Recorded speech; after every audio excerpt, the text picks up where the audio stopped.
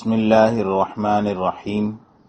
دعاؤں کی قبولیت کے سنہرے واقعات، سبق نمبر 67۔ جھوٹا مقدمہ۔ اموی حکمران مروان بن حکم کے خلافت کے زمانے میں عروہ بنت اویس نامی خاتون نے سیدنا سعید بن زید رضی اللہ عنہ کے خلاف مقدمہ دائر کروایا۔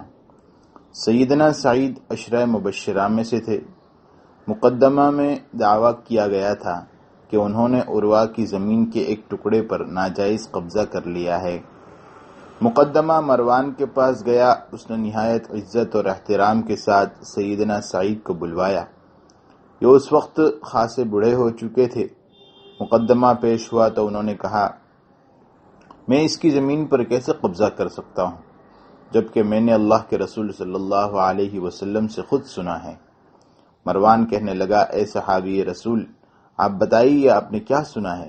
کہنے لگے، آپ صلی اللہ علیہ وسلم نے ارشاد فرمایا، من اخذ شبرا من الارض ظلما فانه يطوقه يوم القیامة من 7 ارضین۔ جس شخص نے ایک بالشت برابر بھی ظلم سے کسی کی زمین پر قبضہ کیا تو قیامت کے دن اس کی گردن میں 7 زمینوں کو طوق بنا کر ڈال دیا جائے گا۔ مروان نے کہا کہ اس کے بعد کسی دلیل، گواہ یا حجت کی کوئی ضرورت نہیں، اور مقدمہ نکال دیا۔ آخر وہ صحابی رسول صلی اللہ علیہ وسلم تھے۔ بزرگی کی عمر میں ذلتی کی گئی تھی اور ان پر ناجائز الزام باندھا گیا اور عدالت میں بلایا گیا تھا۔ چنانچہ انہوں نے دونوں ہاتھوں کو آسمان کی طرف اٹھا کر اللہ تعالیٰ سے ایک دعا مانگی، اللہم ان کانت کاذبۃ فعم بصرها واقتلها فی ارضها۔ اے اللہ، اس جھوٹی کو اندھا کر دے اور اس کو اس کی زمین ہی میں قتل کر دے۔ چنانچہ مرنے سے پہلے یہ عورت اندھی ہو گئی تھی۔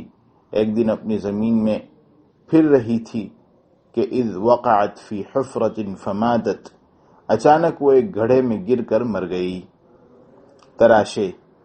رسول اللہ صلی اللہ علیہ وسلم ایسی دعا سے پناہ مانگا کرتے تھے جو قبول نہیں ہوتی۔